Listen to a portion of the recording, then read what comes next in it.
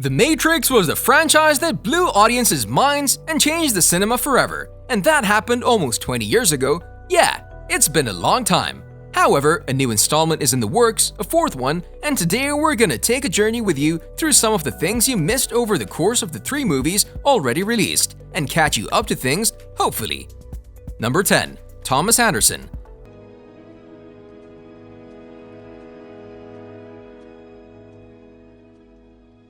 The Matrix trilogy is action-packed with small details you probably missed, and congratulations to those of you who managed to spot some of them, or at least the ones we've prepared for you today.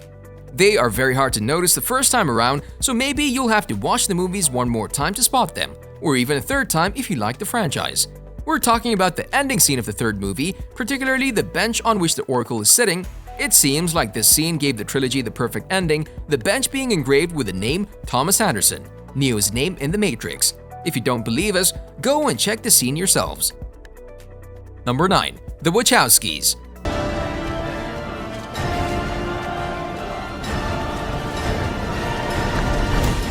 The attention to detail in the trilogy is just mind-blowing, and all the credit goes to the Wachowskis, Lana and Lily, the minds behind the Matrix trilogy. A special attention that is very evident throughout the whole series, never missing a bit. This is put on the spotlight the most in the final fight between Neo and Agent Smith in The Matrix Revolution. The directors specifically chose this fight to take place in the rain, and as this fight happens inside the Matrix, everything around the two is code because after all, that's what the Matrix is in the first place. Thus, some of the rain falling down on them was specifically designed to look like or resemble the Matrix code, you know, the green one you see everywhere during the trilogy.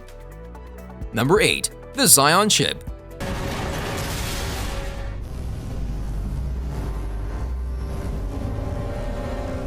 We all know that the Zion Ship are called the Hammers, but we all know their real name is Mjolnir, which most of us know is the name of Thor's hammer, which always returns back to the wielder with a blast of thundering lightning. This reference is used pretty literally in the Matrix Revolutions when the ships find their way into Zion with a huge EMP explosion that takes down all of the Sentinels in its wake, a detail that shows the genius of the Wachowskis yet again. For those of us who know the lore, this Easter egg is a very exciting thing to discover along the way, and for those of us who discover it after, will make our Easter egg hunt all the more fascinating. Number 7. Greek mythology. One of the source materials that probably has the most influence towards the story side of things has to be the Greek mythology. It's everywhere. To start off, Neo, which is used as an anagram for one, it translates to new in ancient Greek, Morpheus as well as the god of dreams, which the movie plays him out of as he's tasked with waking up people from their Matrix slumber. However, the biggest borrow of all has to be the story of Prometheus.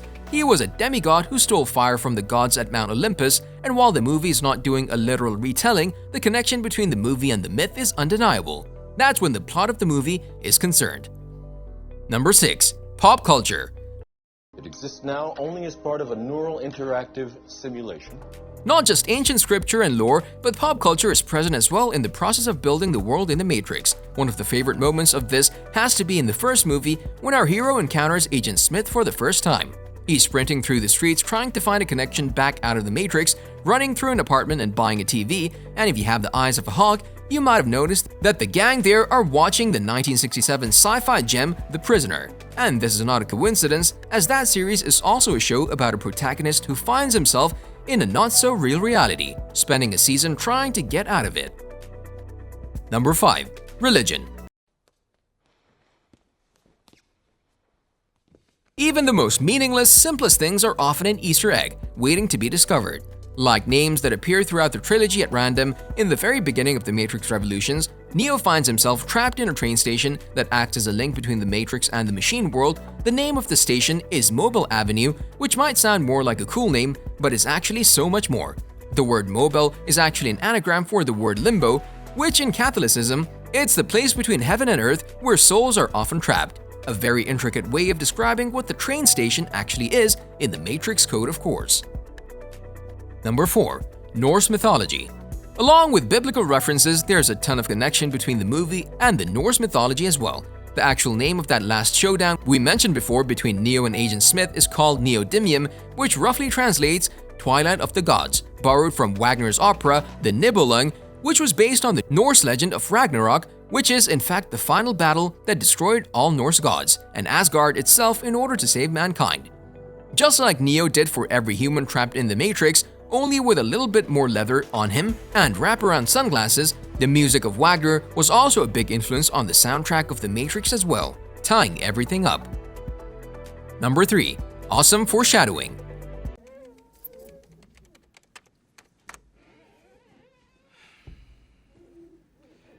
There's absolutely no shortage of awesome foreshadowing in the Matrix trilogy, and you'll probably have to go back and watch the whole thing to notice it. Before Neo decides to leave the Matrix for good, he has to do the thing that almost every living person in the world does: go to work.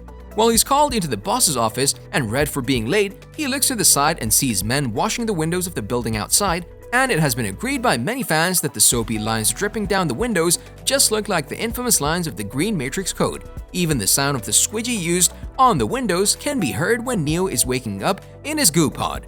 So with certainty, we can safely say that these drippy lines are no coincidence. Number 2. Simulacres et Simulation. Was Simulacra and Simulation, a book that helped. One book that was so influential and important to the Wachowskis that even made it to the movie and comes up time and time again before Neo is awakened from the Matrix. The book is from the French philosopher Jean Baudrillard, Simulacres et Simulation. The book is all about how society has replaced all reality with symbols and signs, and that eventually we'll all be reduced to a simulation. Sound familiar? The book meant so much to the directors that they even gave a copy to Keanu to read before he even got a script. The book also appears in Thomas Anderson's home before he goes to the nightclub, which he opens to reveal a secret compartment, symbols everywhere. Number 1. Pair of Twins. It's not a big surprise that a pair of twins directing a movie might take the opportunity to throw in as many sets of twins as possible, which is exactly what the Wachowskis did in one of the most exciting scenes in the first Matrix movie. During Neo's training, Morpheus is teaching him about how the Matrix functions. You know the scene with the woman in the red dress? Yeah, that one. Well, the directors actually decided to add to that scenes doubles of every single extra in order to make the world feel even stranger and confusing, but the best part is that it was all done practically using no CGI. Lana and Lily found a ton of actual twins and filled the world with them. Now that's some next level of dedication. On a related note, tell us down in the comments below what are your opinions on the franchise as a whole, and what are your expectations about the new upcoming The Matrix Resurrections movie. And also don't forget to like, subscribe, and hit the bell icon if you'd like to see more videos like this in the future. Thank you for watching, and we'll see you next time.